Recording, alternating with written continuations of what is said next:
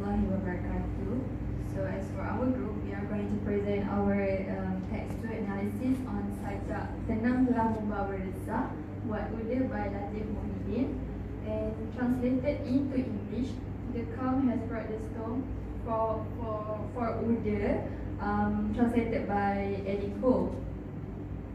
Next. So this is our group members. I am Ummi Najwa. So first of all, we are going to talk about the synopsis of the poem. So based on our understanding understanding on this poem, we found that the poem tells us about the feelings of a separation between a couple because of the betrayal from Uda. So in Malay, if we mention Uda, we know that Uda refers to the guy, meaning that if we mention Uda, we know that Uda symbolizes the guy. So in this poem, Uda refers to the guy. Next. Okay. Going back to the poem where it tells us the feeling of separation between a couple, where the wife is betrayed by her husband. In stanza 1, for example, in verse 5, kau telah memilih, and in verse 6, untuk tidak tinggal diam. In stanza 1, it clearly shows how the wife expressed her disappointment because of the betrayal from her husband. Her husband here referred to Uda. And then in verse 6 until 20, still in stanza 1, it expressed or it shows how Uda did not fulfill his commitment to his wife because Uda is being hot and cold towards her. And then we move on to the second stanza of the poem. In the second stanza, it tells the reader how the separation happened. And meaning in second stanza, it tells the reader about the separation.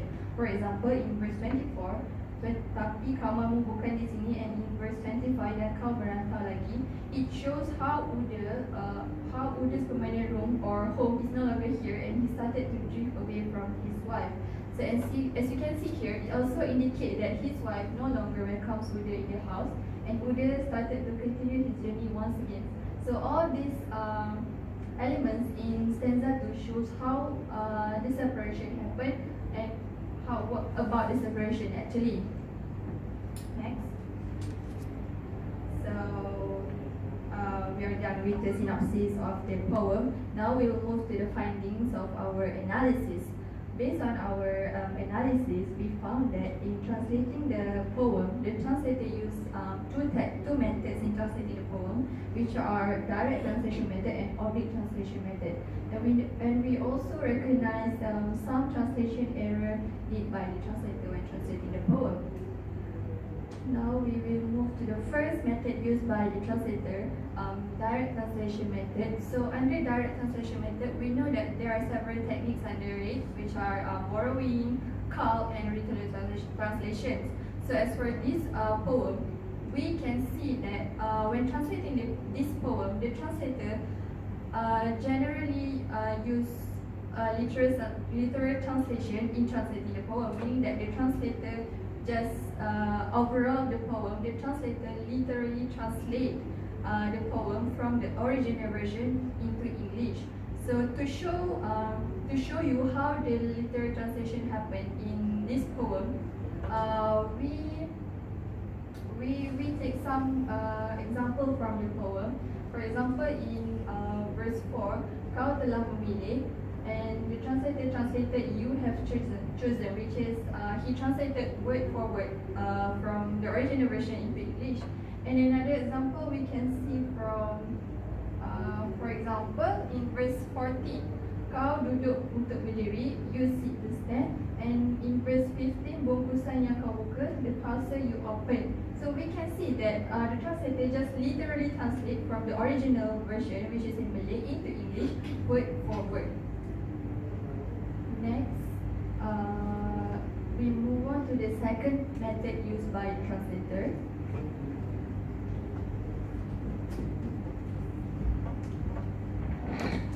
Assalamualaikum warahmatullahi wabarakatuh. My name is Wan Nur Syakirah, Wan Abd Rahim.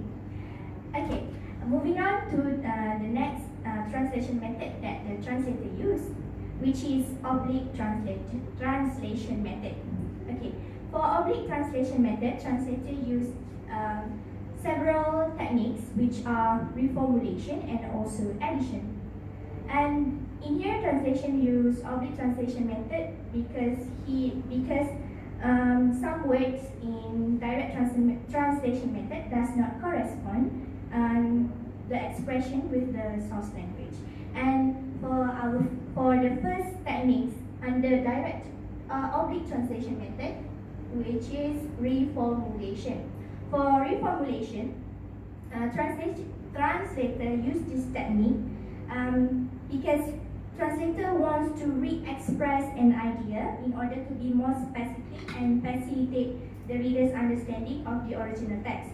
And we can see the example of reformulation techniques in the verse 1 and verse 2, which are Tenang, Telah, Membawa, Resah, into the calm has brought the storm. The words, the storm here, is where translator use reformulation techniques. As we know, resah in English means anxiety, but in this translation, translator instead of using anxiety, translator use the word the storm. Why translator use the word storm here? Because by using the word storm, it helps the translator to express the situation and the context of the poem deeper and better to give more impact toward the reader when they read, and in order for them to understand the feelings of the poem. And if translator use word anxiety, the feelings of the poem maybe will not be conveyed well, and by using the storm here, it can give more expression and feelings into the reader. And also the second techniques that the translator use under oblique translation method is addition. For addition, it's actually under structural strategy, where here, why translator use addition? Because he feels that reader needs additional information so that reader can understand the text more and thoroughly. And where did the translator use this strategy is in the verse 17 and verse 18. Apa yang kau pinta kau tolak, all you request you refuse, yang kau jerat kau lepaskan, all you snare you set free. And here, translator add the word all into the target language here. Instead of translating the word young in this verse, translator use the word all, because if we translated young into English, it will become that, and the sentence will be that you request you refuse. It is not really convey the accurate meaning of the target source text of the poem. So this is why instead of translated it literally young into that, he used the word all instead, because adding the word all can help the reader to understand and also understand the structure of the poem well. And next, okay, in our analysis, we also found out that translator also made an error in his translation.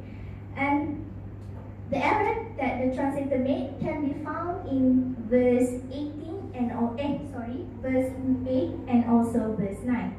In the verse 8, setiap yang kau jauhi is translated into all you have forsaken.